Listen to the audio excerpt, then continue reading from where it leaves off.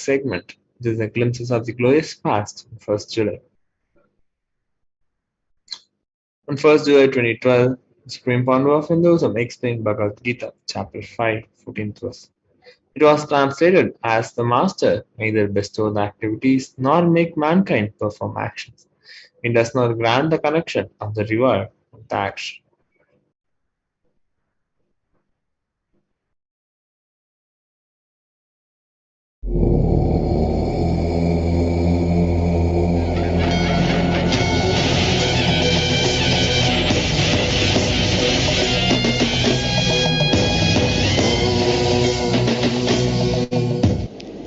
Let me enter into today's satsang, the Nirahara Samyama. I welcome you all who are sitting with us around the world at this moment. 1006 places through Nithyananda TV and 37 places two-way video conferencing, having Nayana Diksha in 250 cities in 29 countries around the world.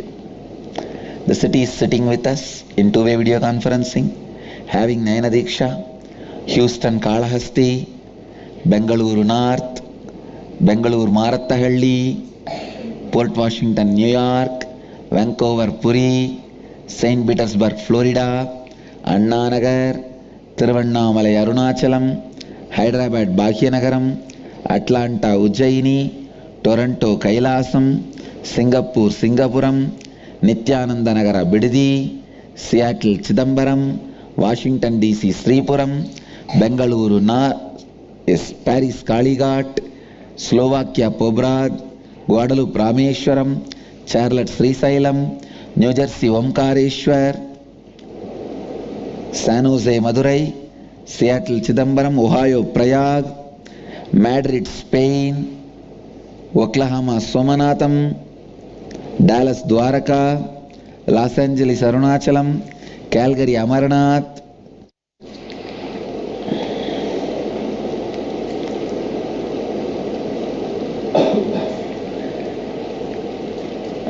Wellington, New Zealand, Oman, Sivagangai, Madurai, Adinam, Mumbai, Chennai, Nungambakam, Rajajinagar, Bangalore, Woodland, Sacramento, Western Florida, Wellington, New Zealand, of course, Kodaikanal.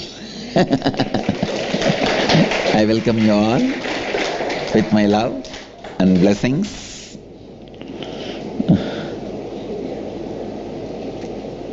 I have a message from Washington DC. Washington DC had a major storm and there is a widespread power outage. They are having Nayana Diksha from hotel room. Washington DC, don't worry. You guys will have this problem settled within next 2-3 days. Don't worry about it. This power outage problem will be solved immediately. Blessings. Ohio is airing from devotee's house near temple. Electric company is saying that the power may be out for up to 5 days because of this storm. Ohio, don't worry. The problem will be solved within tomorrow. And Sacramento, California, blessings for the Chinese LBP. Blessings. All the participants will experience the ultimate blessings. And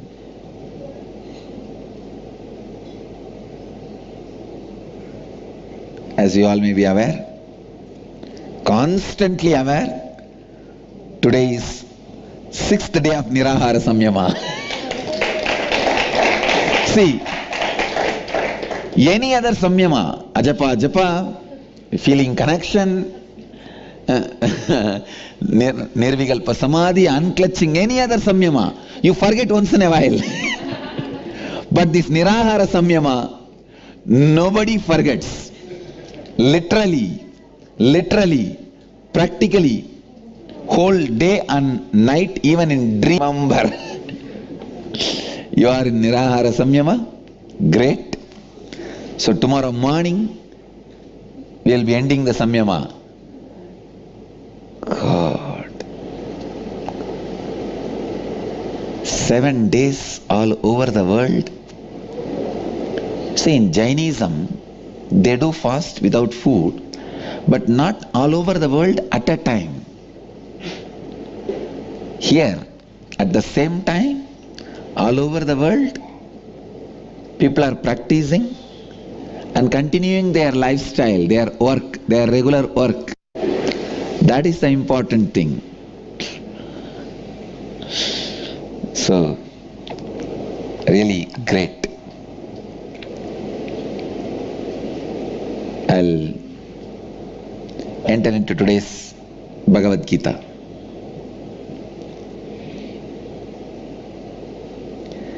Fifth chapter of Bhagavad Gita, Sannyasa Yoga, 14th verse.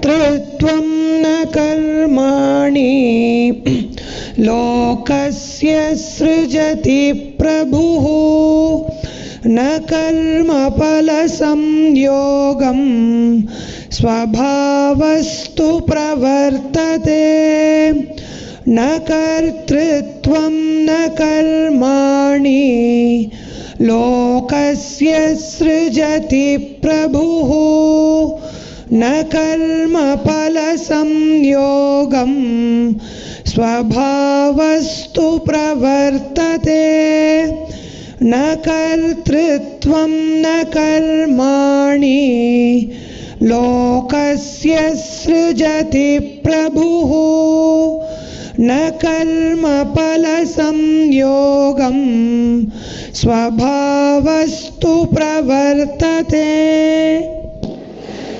Nakartrutvam nakarmani lokasya srujati prabhu nakarma balasamyogam swabhavastu pravartate.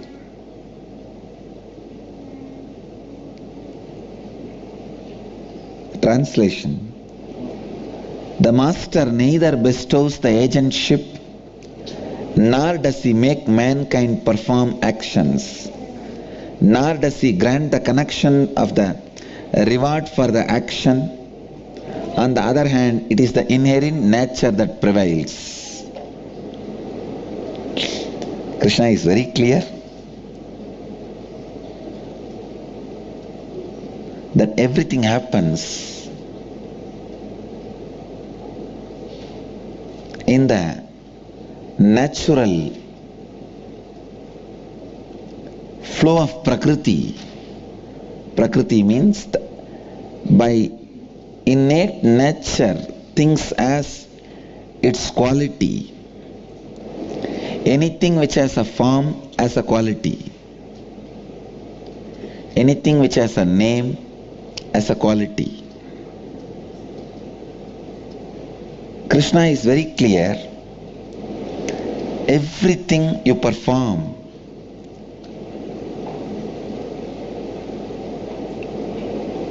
your pure self, which is Master in you,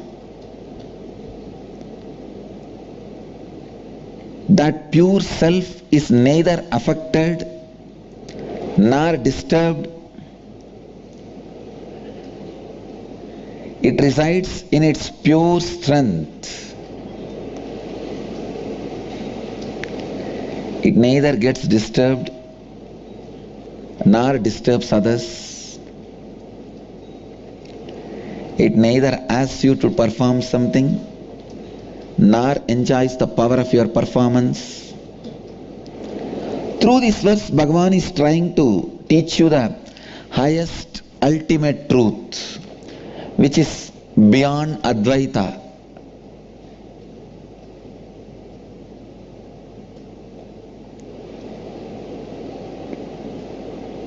The truth in this verse can be realized only by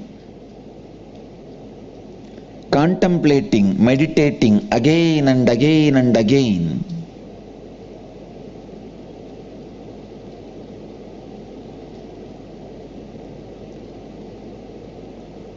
See, whenever you listen to some statement, much of your logic only tries to disprove that statement. You only collect and see all the arguments to disprove it. But now, this kind of great spiritual truths cannot be handled in the same way. These great spiritual truths can be realized only if you have a cognitive shift. Means, try to use your logic neutrally and see, if I take up this truth to live in my life, what is going to happen to my physical health, mental health, and relationships, and feeling contentment and tranquility, whatever I want in my life. Is this truth going to add to it, or is this truth going to disturb me? I call this utility-based calculation, utility-based analysis. If you do the utility-based analysis, you analyze truth neutrally. Otherwise, the spiritual truths never attracts you. Only the utility given by the spiritual truths even attracts you to contemplate on them. That is why do not handle these truths with the same logic and the mind setup with which you handle your life. Your mind naturally believes somebody's failure. Takes a lot of time to believe somebody's victory. See the media, all front pages of all media, all headlines of all media is only failures of other people, because you enjoy it. In all media all over the world, sports page which describes the victory of others is last page. The victory of others is always last page. The failure of others is always first page, because you enjoy others' failure and you believe others' failure very easily. More than you believing, you enjoy. Wow, this fellow is having so much problem. Good, good. I thought only I am having. Now he is also having. Nobody can save him. He is in a big soup. Constantly your mind cherishes, enjoys, believes others' problem. Do not go with this attitude to analyze this great truth. If you try to go with this attitude to analyze this great spiritual truth, you won't understand anything. You'll say, I don't think what Krishna says. He is brainwashing Arjuna, let's leave it. Still, I don't understand the concept of brainwashing. I only wash brains, not brainwashing.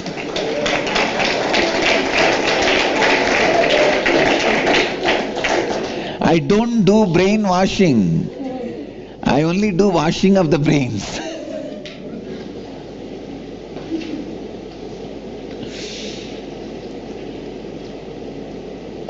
The moment you believe Krishna is brainwashing Arjuna, some one negative statement, that's enough. You push this whole thing aside. I tell you. Handle this truth in your inner space with the attitude of how this truth is going to enrich my life.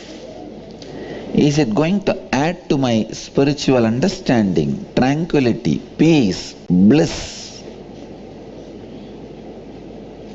Handle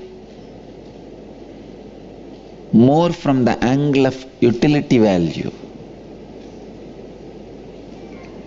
Nakartrutvam nakarmani lokasya lokasya srujati prabhu na karma bala samyogam svabhavastu pravartate.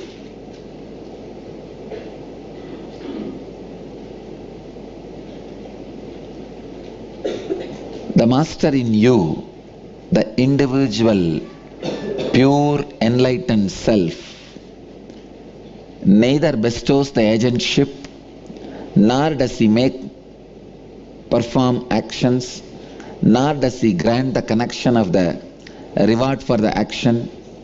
On the other hand, it is the inherent nature that prevails.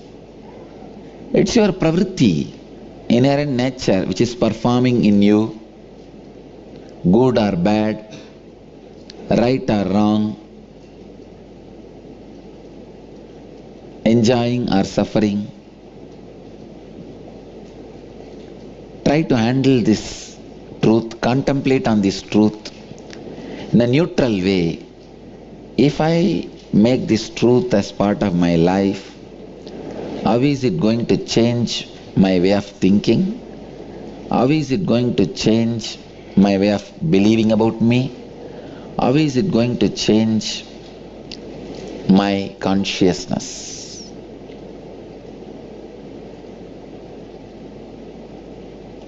Try to think from that angle. I tell you, this truth will become reality in you. There is no other way this truth can become reality in you.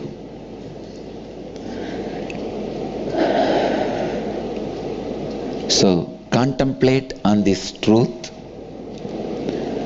more with the understanding of how useful this truth is for your physical, mental, spiritual growth. I'll move to the next segment of the morning satsang. Dial the avatar. I'll pick up calls from all over the world. Of course,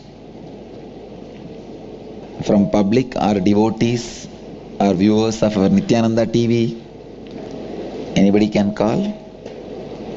I'll try to answer your questions, try to give you the spiritual support or whatever I can.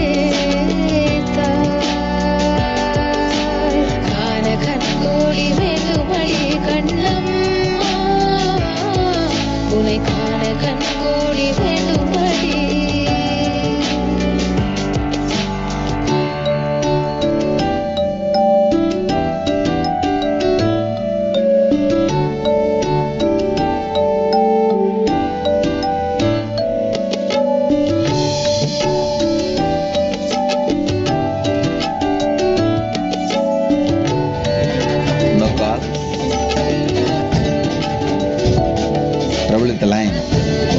I think Kodaikanal must be experiencing jam. Do you know, yesterday night, my driver, he missed this place and went away to some corner, some 4-5 kilometer inside some forest. There it was night. It was very dark. One local villager was standing there plucking some tree and doing some work in the forest.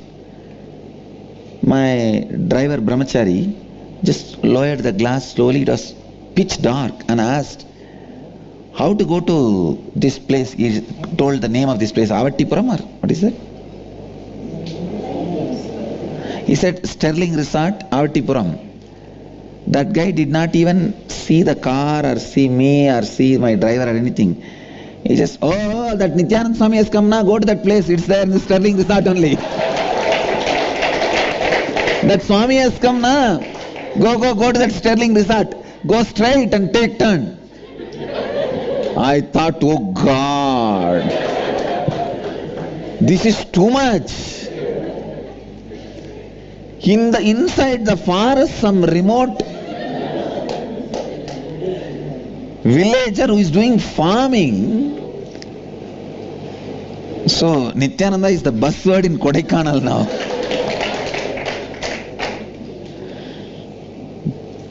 Too much.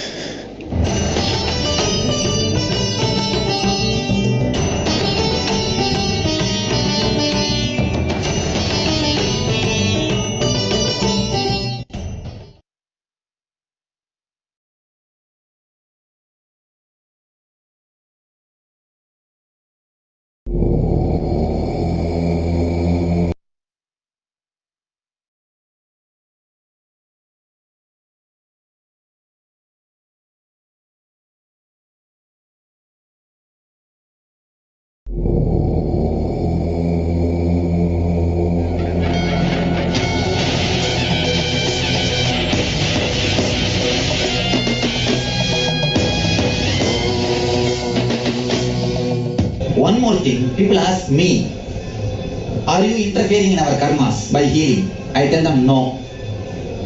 Actually, when sun rises, sun doesn't interfere the karma of the darkness. Darkness automatically disappears. Same way when the energy is radiated, automatically the karma disappears. One more thing, karma as such has no positive existence. It only has got negative existence. It only has got negative existence. This mic has got positive existence. But the shadow doesn't have positive existence. If you want to move this shadow, you can't do directly anything with shadow. You have to do something with this mic. Same way, karma doesn't have positive existence. Karma, you see, the lightlessness only is called as darkness. Same way, karma is energylessness. That's all. Karma is nothing but energylessness. Lightlessness is darkness. The darkness doesn't have a separate existence. It has no separate existence. Same way, karma is energylessness. Karma doesn't have separate existence. When I say in that area that headache doesn't getting healed, in that area, means the person is not open to you.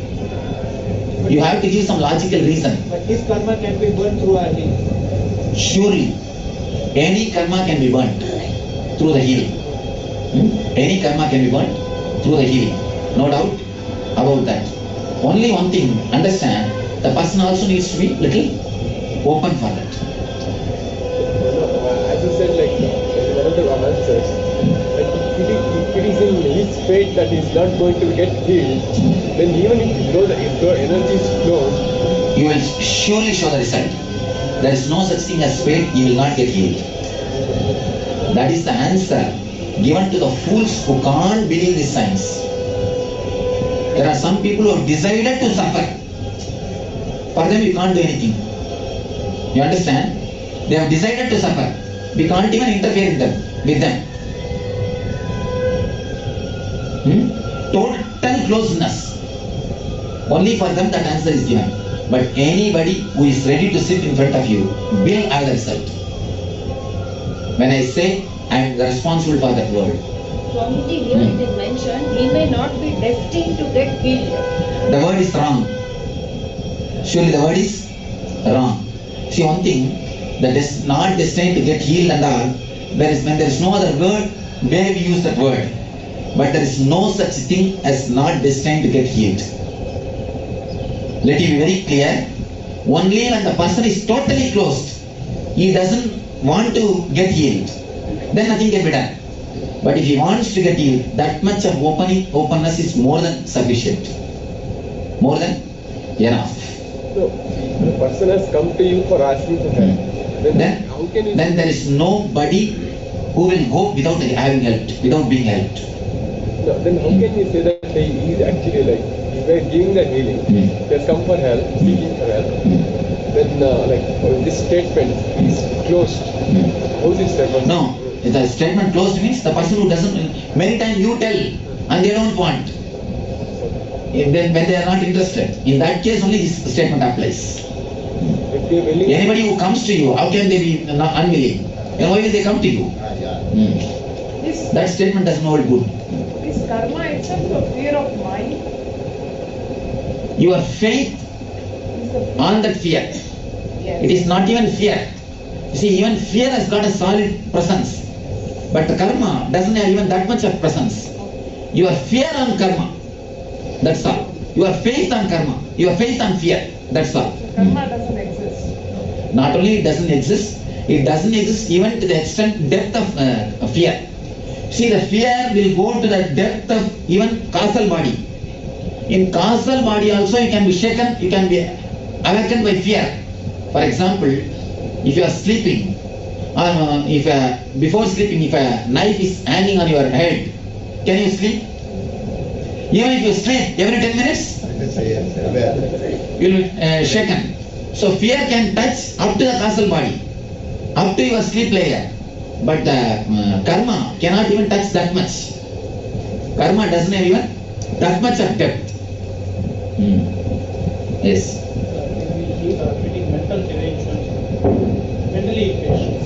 You can heal. All these things are given here clearly. Here everything is given clearly. Please ask only the questions which is not given. But sometimes you get this problem between exorcism and mental derangement. In some cases. Being exhausted or mental deranged. Being exhausted is also nothing but mental derangement. Oh, see, both can be healed. Even if this, the possessing and being possessed by something also can be healed. Why it was possessed, because you don't use your whole body. Just tell me, when you came by walk only, did you feel the coolness of the ground? No, you wouldn't have felt. Now because I am telling you, you will start thinking. You will not feel. It means what? Even if you have leg, you are not using it. Because you don't use your whole body. Those things, after all it is there unused, why not let me go and occupy? So if you start using your whole body completely, you will never be possessed. If you live in present moment, if you live with full awareness inside your boundary completely, you will not be possessed. But you never use your body. You are using your body as a lodge. You put your luggage and you roam around. Your luggage is there inside your body, but you are somewhere, here and there, here and there, here and there. I can be sure, early morning when you put paste brush in your mouth to brush, you are thinking of office. When you are sitting in the office, thinking of evening vacation, beach. When you are sitting in the beach, you are thinking, when will I go back to the house? If you are here, one thing is sure, you are not here. Then actually what those things, after all 40% of place is free, why not go and occupy? It just comes and occupies. Then you say, oh, I am possessed. At least let it use half of the ground. After all you are not using, why don't you rent it? Why not the host use? That's all what can be done. Even that can be healed. Swamiji, after Anandaganda, are are we going to be in complete awareness state all the time? So, As long as you are in Anandaganda, you will be in complete awareness state. Going into Anandaganda, you need your efforts, needs your effort, at least in the initial level. Later on, it becomes Sahaja Samadhi. You start staying in the same Samadhi. so all the time, complete awareness. Yes, you see, here I am creating like a tunnel. Think of this as a tunnel. Through this,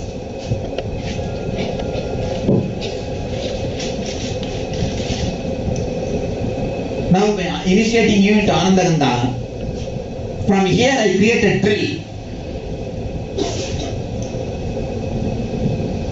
So through this way you are taken inside. You are made to stay here or rest here.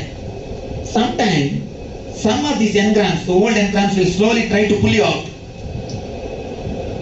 Very rarely.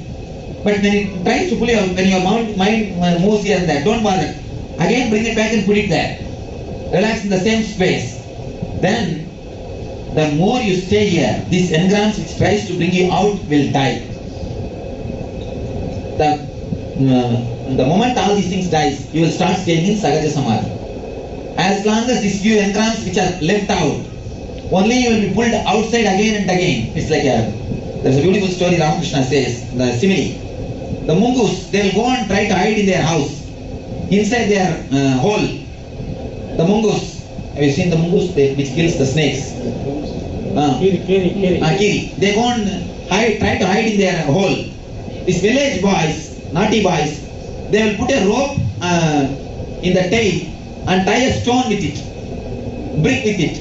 So even if it goes and hides inside the hole, these guys will pull that rope and pull that mungu out of that hole. Like that, even if you go and stay here, these engrams are like bricks. They will try to pull you out. Once you cut that strings, you can stay in your hole itself. And the more you stay here, they all will die down, disappear.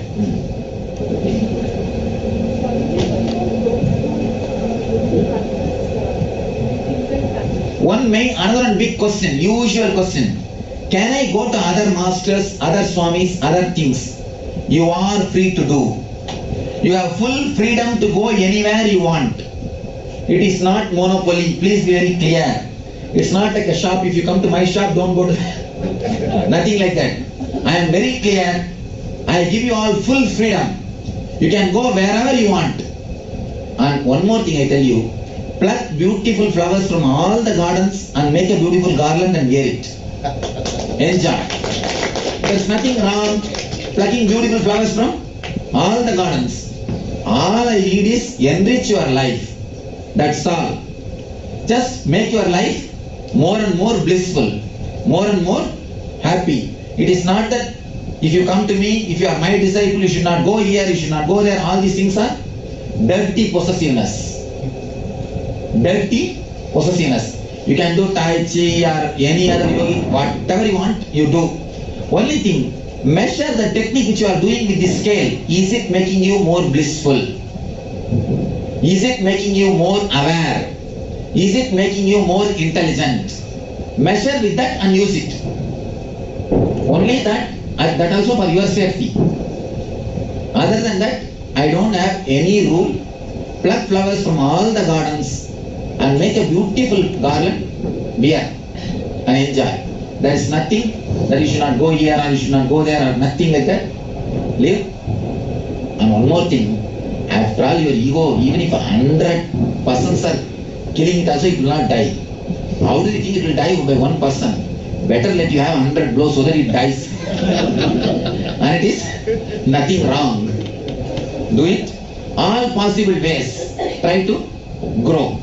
And after all, what is the ultimate goal of the life? Growth or bliss. Whatever way it happens, let it happen, that's all.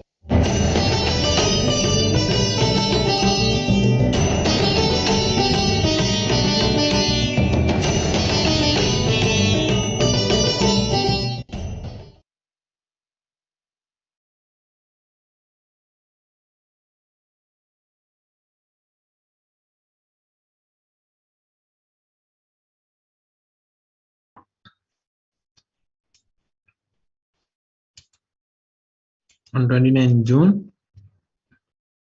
2013, the Supreme Panel of Hinduism launched the 33rd Inner Awakening Program, where he initiated people into the Shivoham in Shiva's home on the third awakening.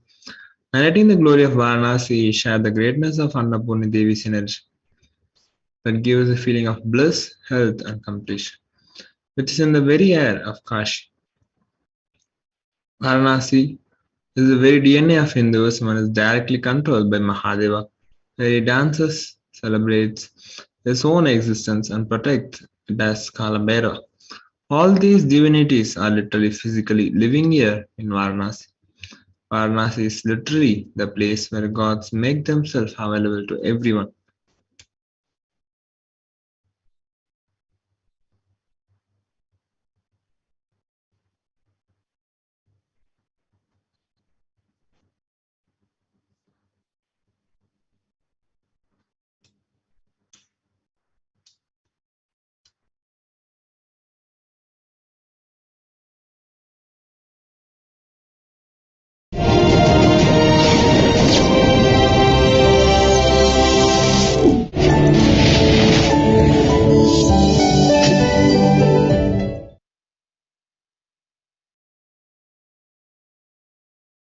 नित्यानन्देश्वरसमारम्भां नित्यानन्देश्वरिमध्यमाम् अस्मदाचार्यपर्यन्तां वन्दे गुरुपरम्पराम्. I welcome all of you with my love and respects. It's so nice to be here in Varanasi.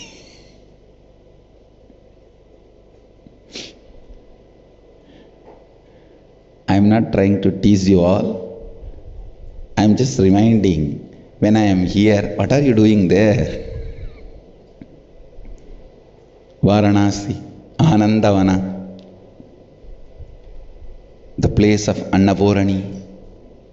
Only yesterday I realized the power of Annapurani's energy field. Please understand, it's not only she gives food. The moment you enter this space, your metabolism just goes up. That is the power of the Annapurna's energy field. Just yesterday night I discovered it. Why I feel so blissful. See, the bliss of enlightenment is always there. Why I feel so blissful when I enter Varanasi? I was just looking, why I feel so healthy the moment I enter the energy field of Varanasi, because the metabolism goes so high, literally the body is digesting the air itself. The very air is digested by the body.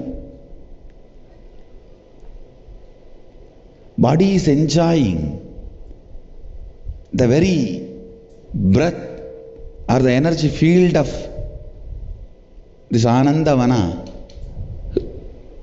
Varanasi. This place is an ecstasy for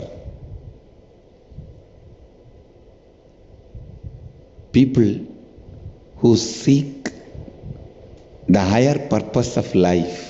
See, the highest purpose is enlightenment, no doubt.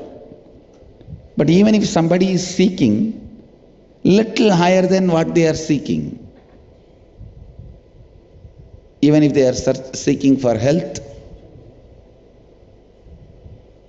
they want complete health, then little higher than what they are seeking. They were looking for wealth, now they are looking for more wealth. That is little higher than what they are seeking. See, highest is enlightenment. But even if you are seeking little higher than what you have in your life, this place does the job. It's really, really, really Anandavana. Even Saraswati in my tongue feels, wow, how can I describe Varanasi? This is most fascinating city if you understand the chaos and the order and all. This is the most fascinating city.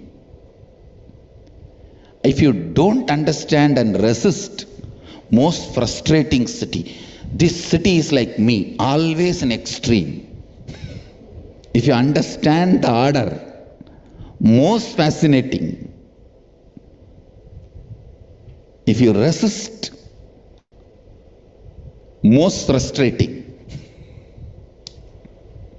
I can say this city is literally DNA of Hinduism. It's DNA of Hinduism. That's the only word I can use. One nice thing in this city, nothing is in our control. That is the beauty you need to enjoy in this city. Nothing. Not only weather or temperature, those natural things related to nature, even most common things like you want to go somewhere, or you have your plans to do something, nothing is in your control. You can never be an organized person in Varanasi. You have to taste the flow of life in Varanasi. Everything will be there, suddenly nothing will be there. Nothing will be there, suddenly everything will be there. If you don't understand what I am saying, wait, in next few days you will understand. This is really, literally controlled by Mahadeva, the place where he dances, celebrates his own existence and whatnot. Land of Vishwanatha, protected by, maintained by Kalabhairava, fed, nourished, enriched by Mata Annapurani. Please understand, all of them are not just some dry principle as described by Vedantis. No. When it comes to Hindu gods and goddesses, I am a simple, straightforward, agamic devotee. I am not a Vedanti. When I say Annapurani, Kalabhairava, see, when I say Annapurani, Kalabhairava, Vishwanatha, please understand, they are literally living here and responding in the very physical plane, like how you can talk to your friends or neighbor, relatives, to me and receive response. In that very plane, all of them exist in Varanasi. I am not talking about their deity in the temple. That represents them, no doubt. And I am not talking about they existing in the form of a principle. God exists everywhere. No, relax. I am not a dry Vedanti. Please understand, I am talking straightforward, direct form. They exist. Where you can talk to them, relate with them. See, yesterday, the moment I landed in Varanasi, first thing I did, went and had darshan of Kalabhairava, gave attendance. I am here, bless me, everything should go well. Understand? Varanasi is literally the place where gods make themselves available to everyone, anyone who comes here to relate with them, talk to them, receive blessings, or offer gratitude, whatever may be the purpose.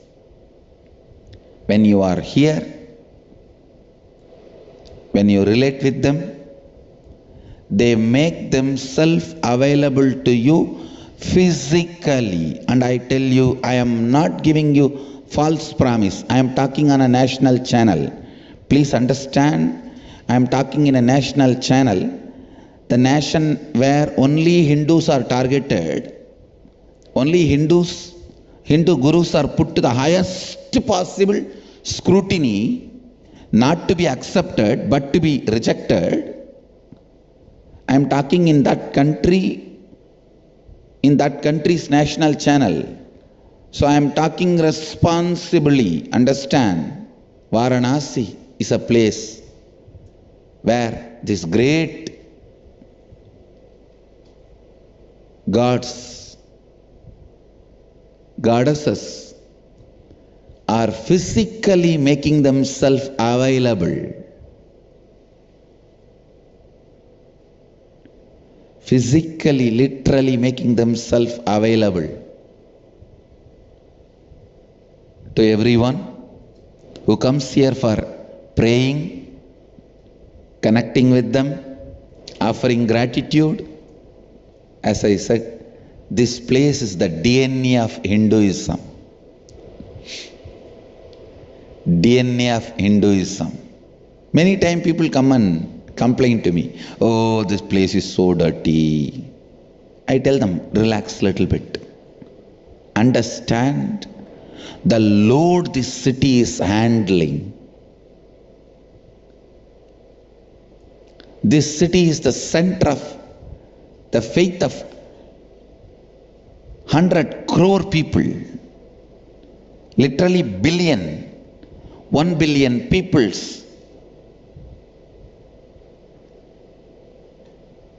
Faith center.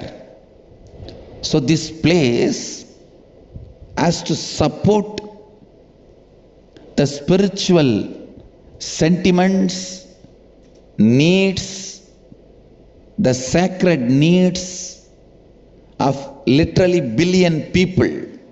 The kind of a load this city has to take is unimaginable.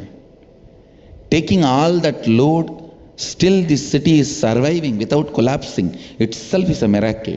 Forget about little dirt here and there you see.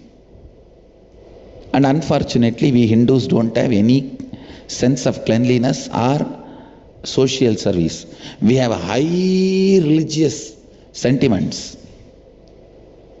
But we ourselves don't feel when we offer something in the temple, when we offer something in the mutts, monasteries, we should spend little time to clean that place up. We don't have that sense.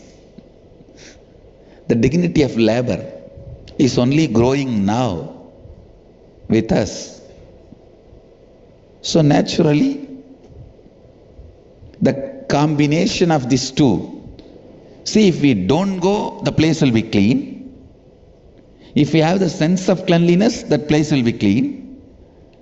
We don't stop going. We will go, but unfortunately still we have not developed that level of sense of cleanliness. So naturally there will be little as per your standard. It is like your backyard is used only once in a while for a small parties. So you can keep it clean. But imagine every night 500 people come there and go, and you don't have anybody to clean it up. This place, hundreds and thousands of people walk in every day to offer prayers, worship, sacred sentiment. The load this city is handling, still this city is surviving itself is a miracle. So do not complain about cleanliness or anything.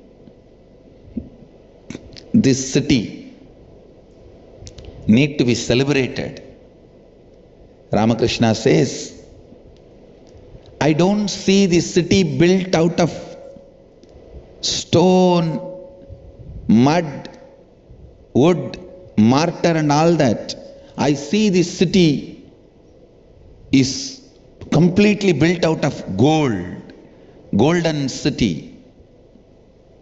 I tell you, I was contemplating why Ramakrishna told this city is a golden city, and basically he doesn't like gold. That is a important thing you need to know. He can't touch gold. He's not like me, nicely wearing gold, and he's not like that kind of a person. I was meditating one day about this. Why Ramakrishna said, actually I was in the boat in the Ganga and I was looking at the Kashi.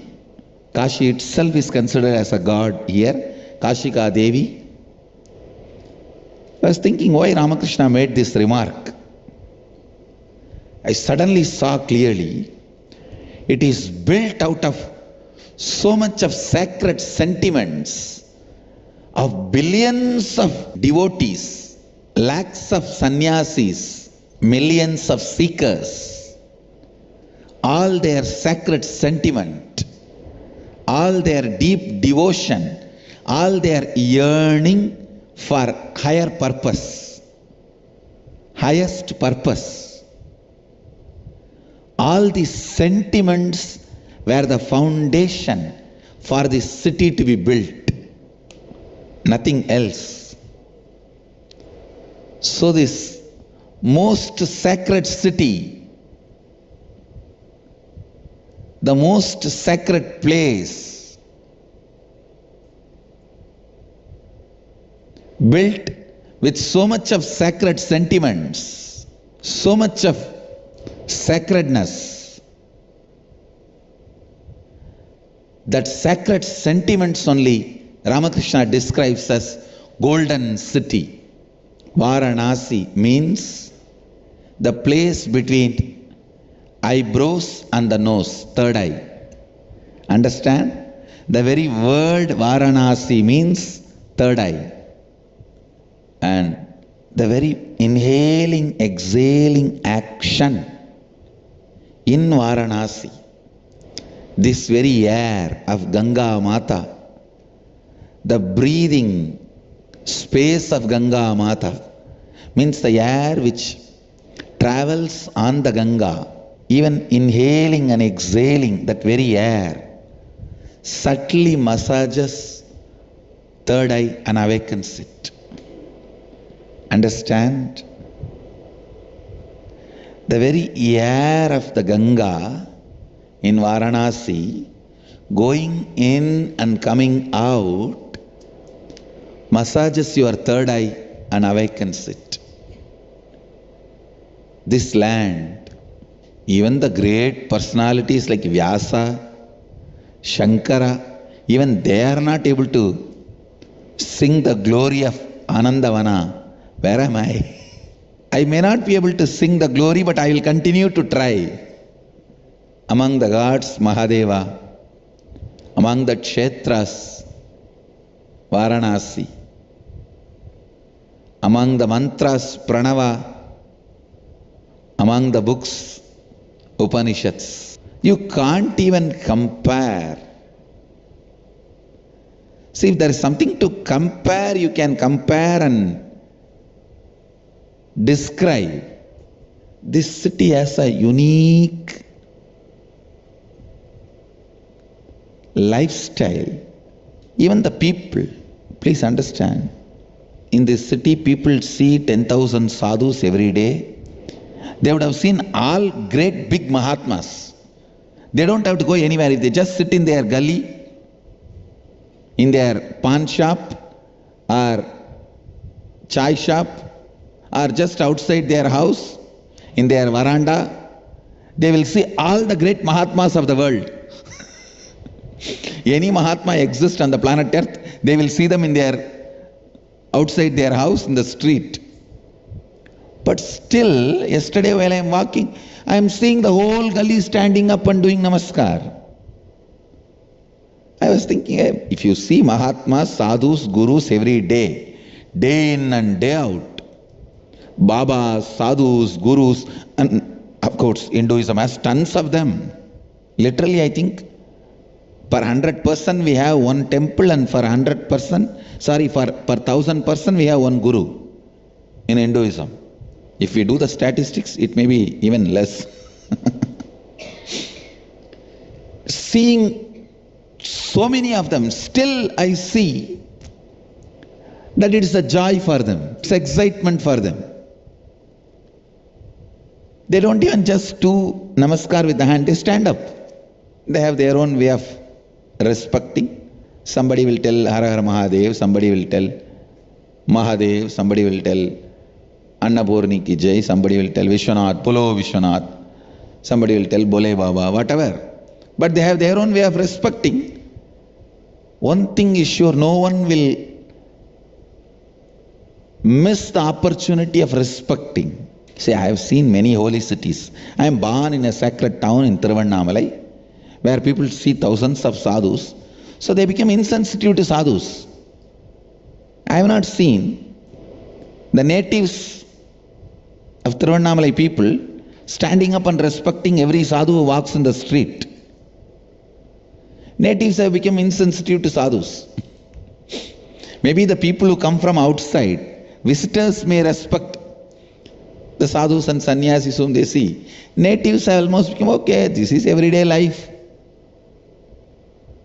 But Varanasi, still I am seeing, Varanasi, they must be seeing the Mahatmas, sadhus, at least 100 times more than Tiruvannamalai.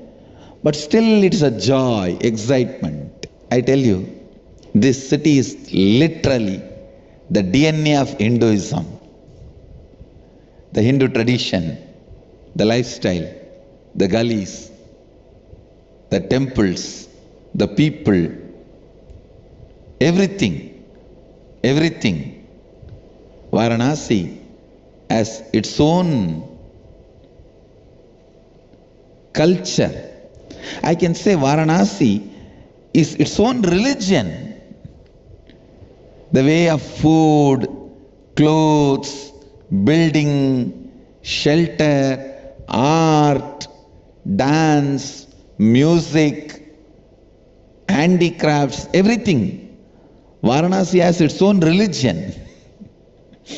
By its uniqueness, any quality you attribute it to Varanasi, you can attribute that quality to Hinduism.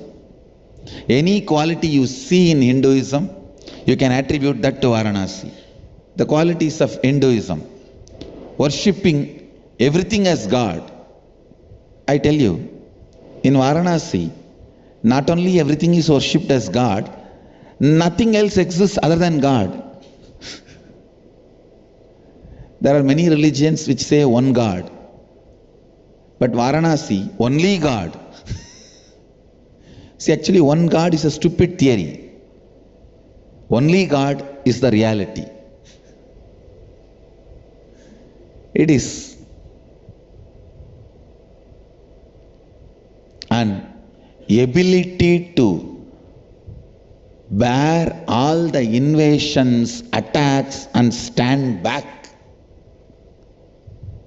If it's a quality of Hinduism, you can attribute that to Varanasi.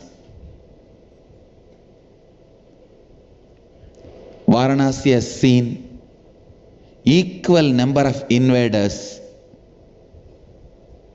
The number of visitors, devotees, sannyasis, it sees the same number of invaders it has seen. But still, it stands.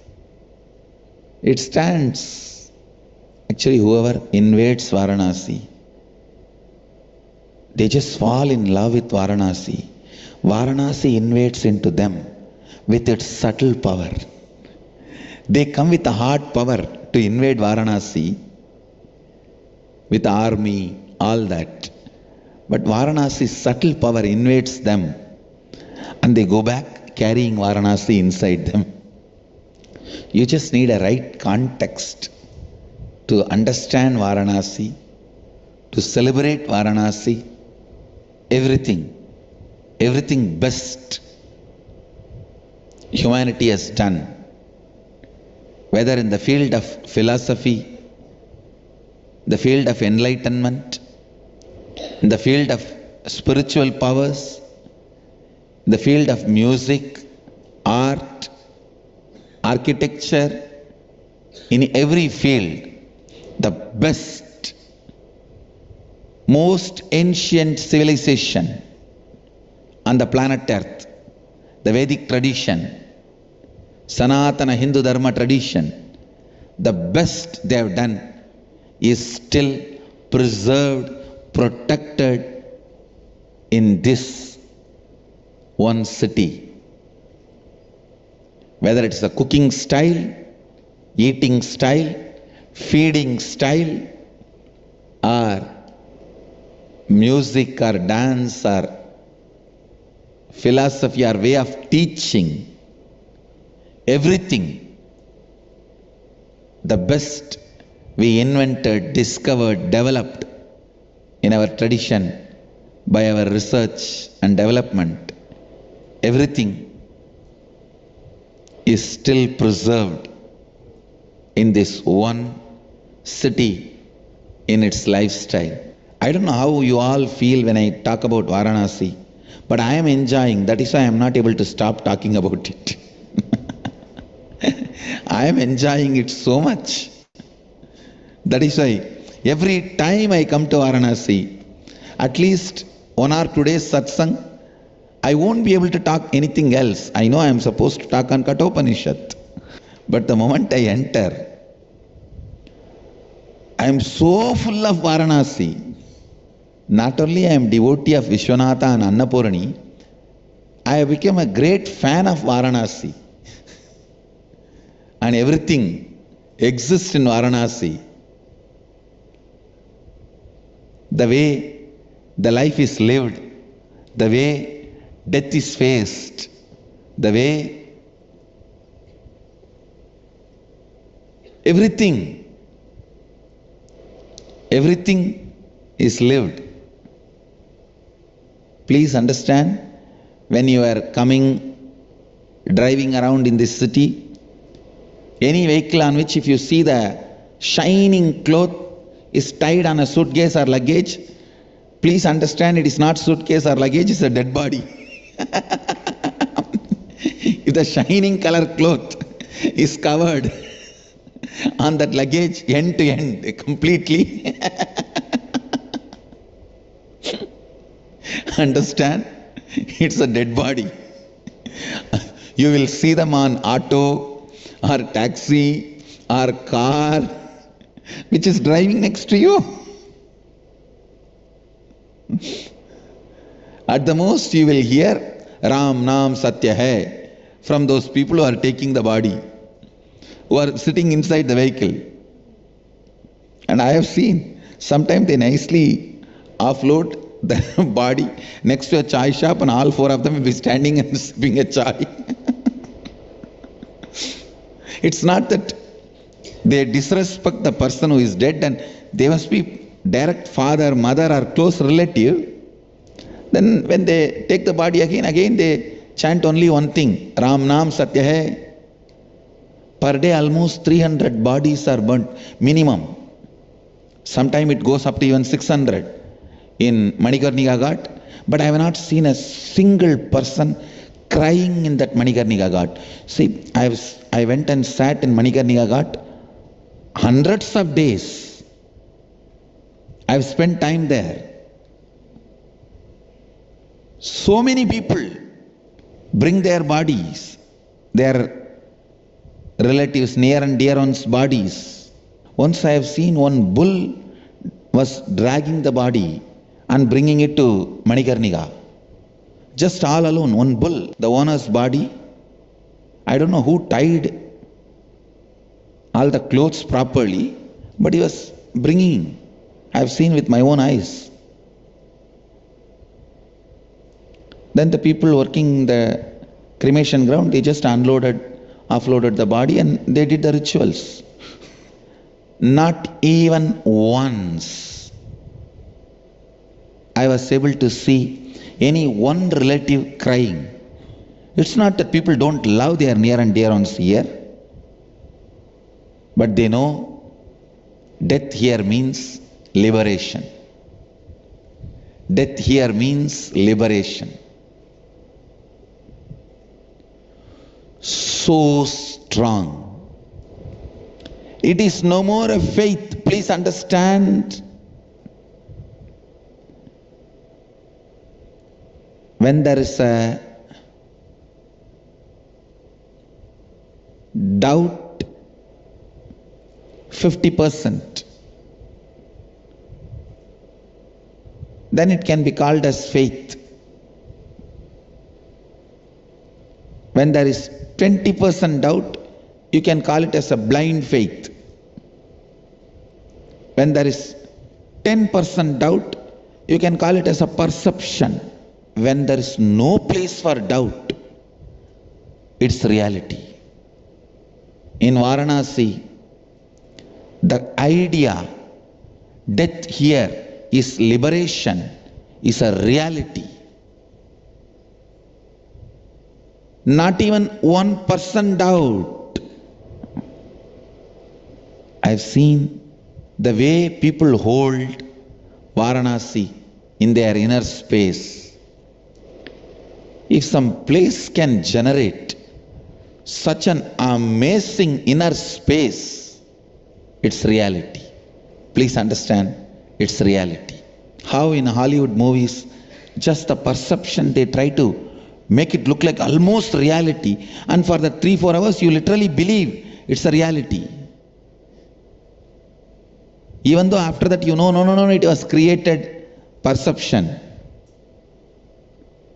How they make it look like almost reality. So each country has its own way of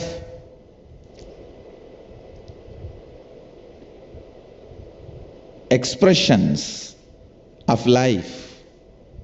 Here it is really, really real. The liberation is a reality. Death here means liberation. That's a reality. It is not just belief, blind belief. Death here means liberation. It's a reality. See, man has many different expressions, like his imagination. The America's imagination is Hollywood. And same way, the kick of playing with probability, that is Las Vegas. Even playing with the probability gives certain kick. After operating that slot machine, waiting for the number to settle, those few seconds kick. That is what makes people addicted to gambling. So the kick of playing with the probability is Las Vegas. The expression of their imaginations is Hollywood. But for Sanatana Hindu Dharma, Varanasi is everything. Our expression of imagination, our kick of playing with probability and what not, and beyond all this.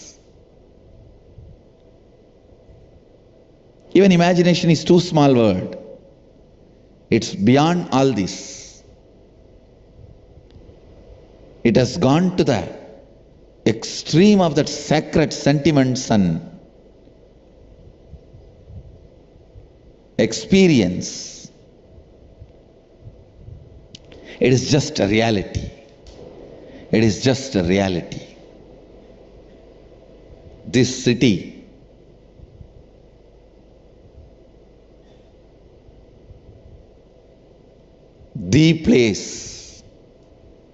the place, it's a spiritual capital of the world. I can go on and on and on. I won't stop. I won't be able to stop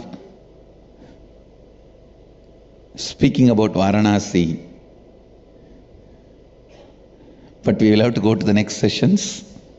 And today, the next inner awakening is starting in Varanasi. 33rd inner awakening and 30th inner awakening for kids. 33rd inner awakening is starting this IA. We are going to give a breakthrough to IAs. It will be a breakthrough to IAs. That's the way this IA is going to be. So you can expect even the most unexpected,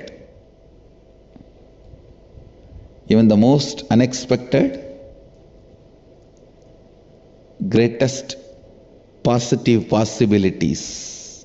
So you all have to get ready for the introduction session. I know I need to give a little time for all you guys to settle down, jet lag, everything. But in Varanasi, you don't know anything about, you will not have any problems related to this jet lag and all. Because, see, if you get down from one jet and rest only, then you will have jet lag. Varanasi itself is another one jet. You are just moving from one jet to another jet. So you don't have time for jet lagging or anything else. It is Varanasi. Actually, this time the whole organizing, literally we have taken it upon ourselves. Please understand, last time food and all that we have given as a contract.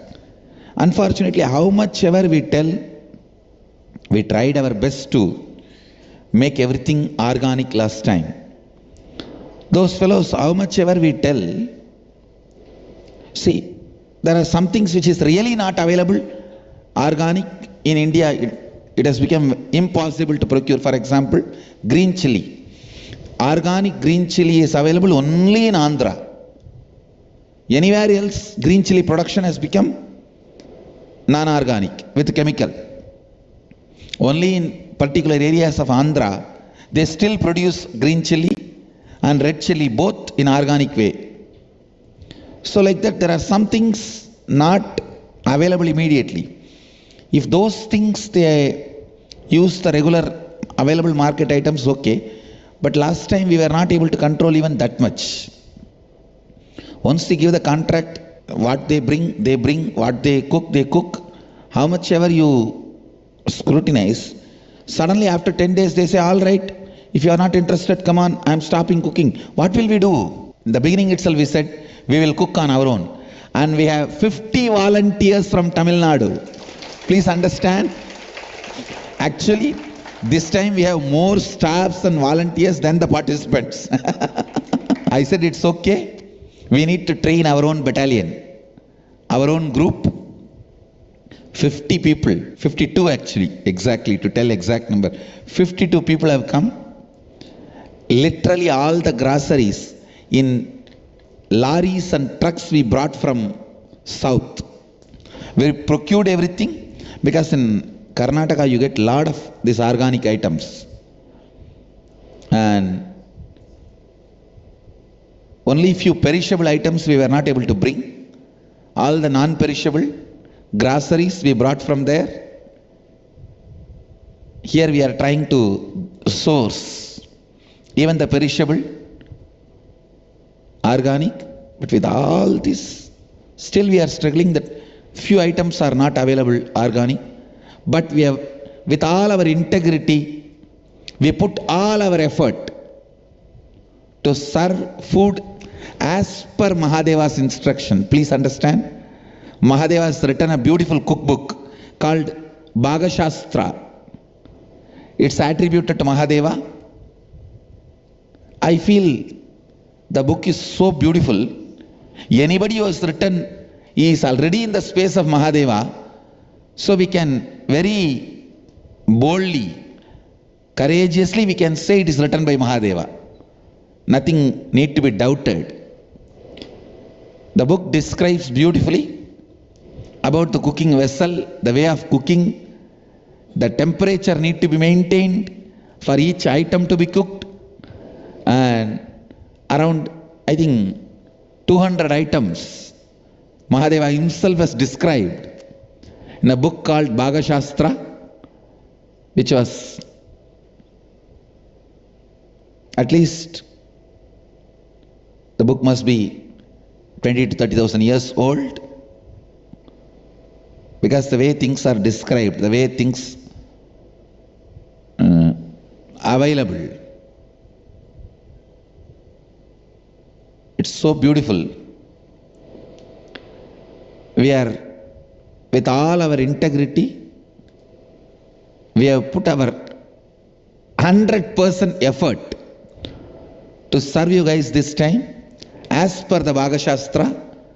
Only for this cleaning the vessels and all that, I allowed them to use the modern day soaps and little acid to clean the floor and to clean the vessels. Only for that I allowed them to use chemicals.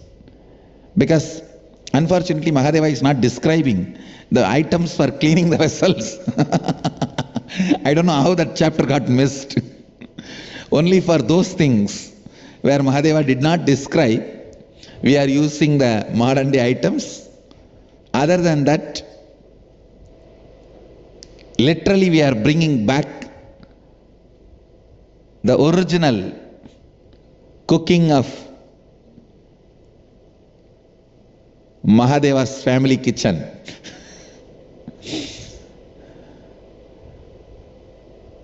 So enjoy. It's full of good things from Ayurveda.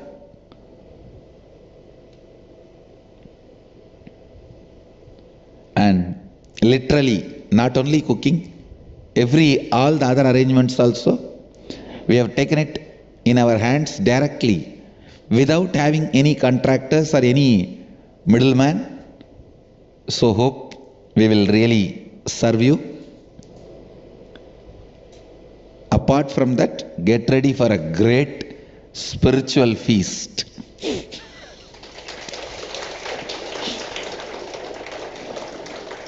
It's going to be an extraordinary spiritual feast.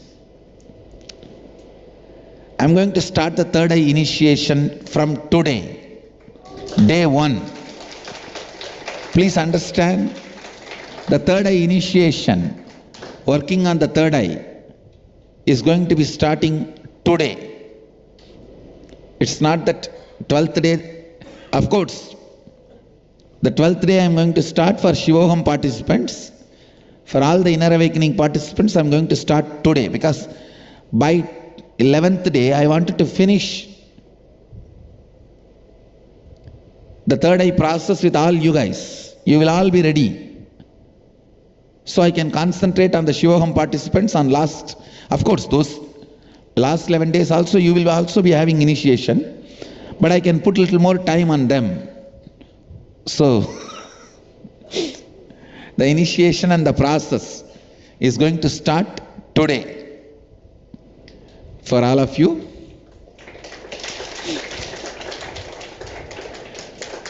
I really want to make sure that everyone, 100% third eye awakening result, whether you are a kid or adult, this inner awakening.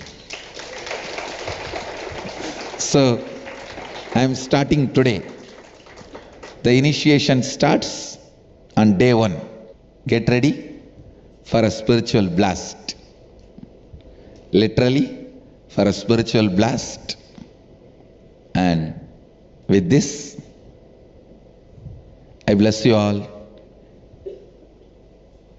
Let you all radiate with integrity, authenticity, responsibility, enriching, causing, living Advaita, the eternal bliss, Nithyananda. Thank you.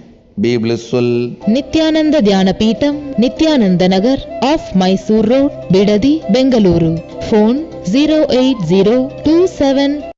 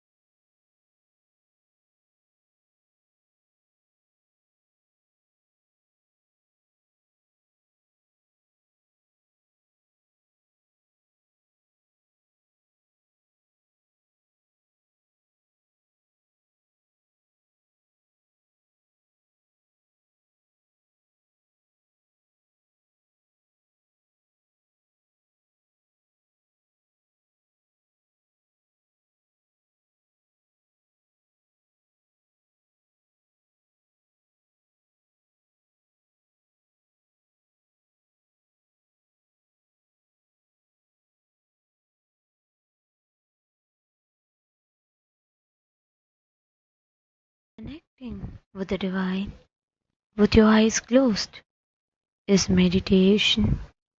Connecting with the divine with your eyes open is darshan.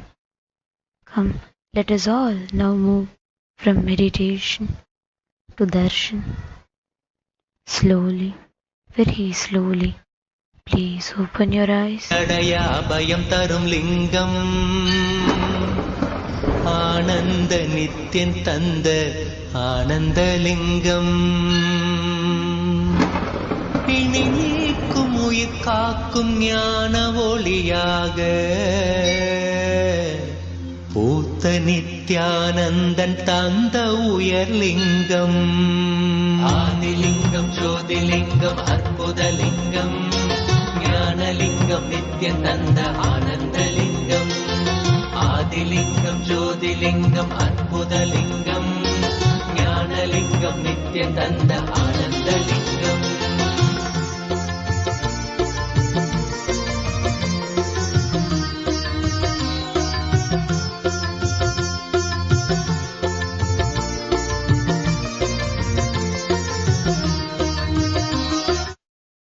Welcome all the devotees, disciples, Samajis, Satsangis, Srimahans, Mahans, Tanedar Kotari, visitors, viewers, Mantreshwaras, Vidyeshwaras, Ganeshwaras, Lokeshwaras, Astreshwaras,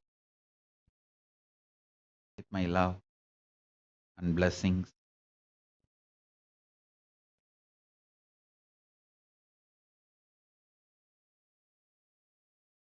Paramashiva's message directly from Kailasa.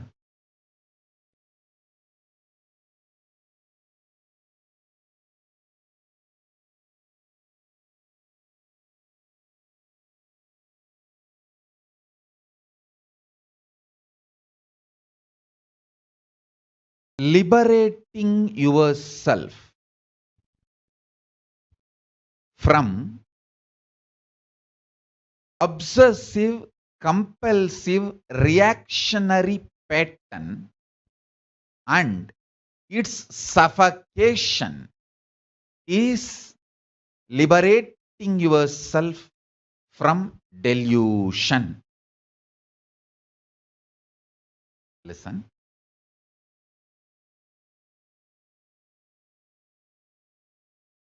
The greatest suffering is identifying yourself with your obsessive, compulsive reaction and suffocation it brings in your life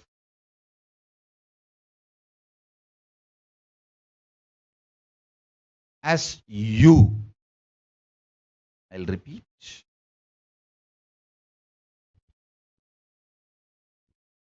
Obsessive, compulsive, reactionary pattern.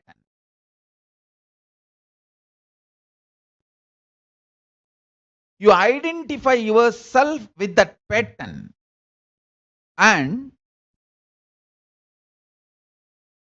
not only you identify yourself with that pattern, all the suffocation that pattern brings, you start blaming everyone other than you. That is, I tell you,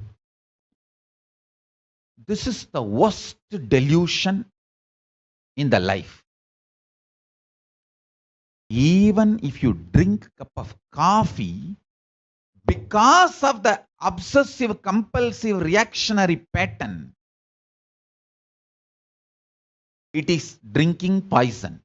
Because the coffee is going to strengthen this obsessive, compulsory, reactionary pattern.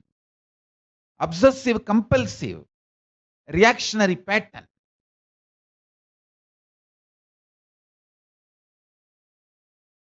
Listen intensely and listen carefully. If you just understand this one message from Paramashiva, you will pull yourself out of all delusion. All delusion.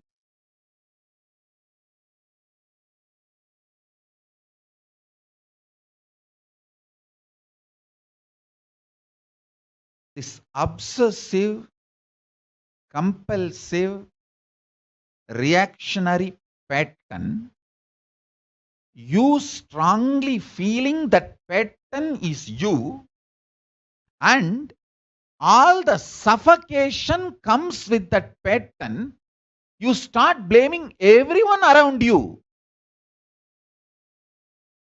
saying that they are all suffocating me, instead of looking inside and solving it,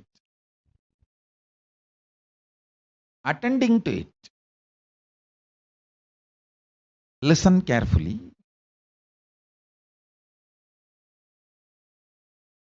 Every time a disciple listens to my words, my instruction, Guru Vak, he is blessed, protected, showered.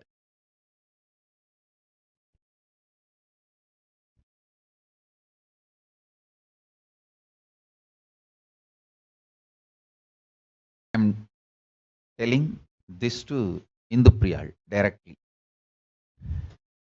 because she walked out of one of her biggest obsessive, compulsive, reactionary pattern, listening to my words, Guru Vak.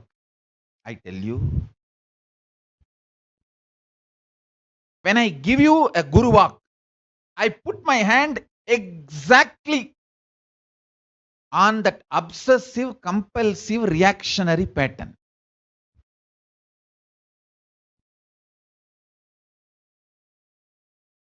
When you listen to Guru Vak, not only you escape from all suffocation, side effects, after effects, you are showered with all the blessings and auspicious.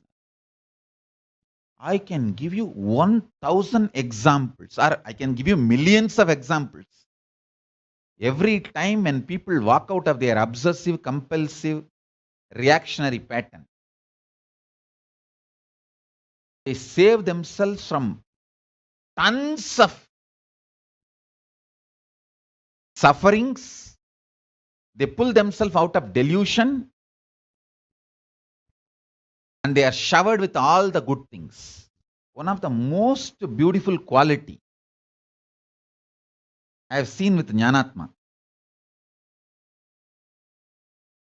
I will train her, scream, all that is different. One beautiful quality. End of the day, she will simply obey me. Guru Vak is the ultimate. She knows only by obeying me, she will get out of that obsessive compulsive disorder, that obsessive compulsive reactionary disorder.